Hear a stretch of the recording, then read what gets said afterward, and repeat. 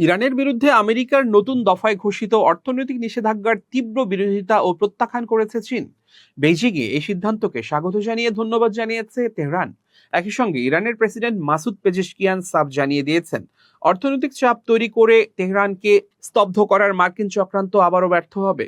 সম্প্রতি মার্কিন রাজস্ব বিভাগ ইরানের তেল পাচার, পরমাণু ও ক্ষেপণাস্ত্র কর্মসূচি এবং সাইবার অপারেশনের সঙ্গে জড়িত থাকার অভিযোগে 60টিরও বেশি প্রতিষ্ঠান, ব্যক্তি ও জাহাজের বিরুদ্ধে অপারেশন ইকোনমিক আউটকাস্ট নামের একটি নতুন নিষেধাজ্ঞা প্যাকেজ ঘোষণা করে।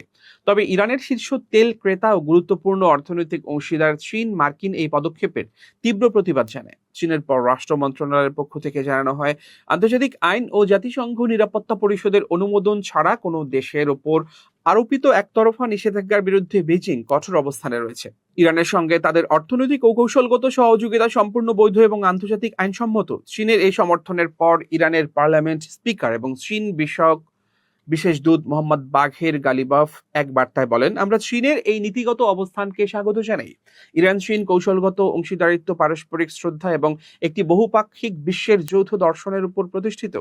এই সম্পর্কের জন্য কারো অনুমতির প্রয়োজন নেই। অন্যদিকে দেশের কেন্দ্রীয় ব্যাংকে অর্থনৈতিক বিশেষজ্ঞদের নিয়ে আয়োজিত এক বৈঠকে ইরানের প্রেসিডেন্ট মাসুদ পেজেশকিয়ান বলেন, মার্কিন যুক্তরাষ্ট্র যেভাবে সামরিক যুদ্ধে কোনো লক্ষ্য অর্জন করতে পারেনি, ঠিক তেমনি অর্থনৈতিক চাপ সৃষ্টি করেও আমাদের দমাতে পারবে না।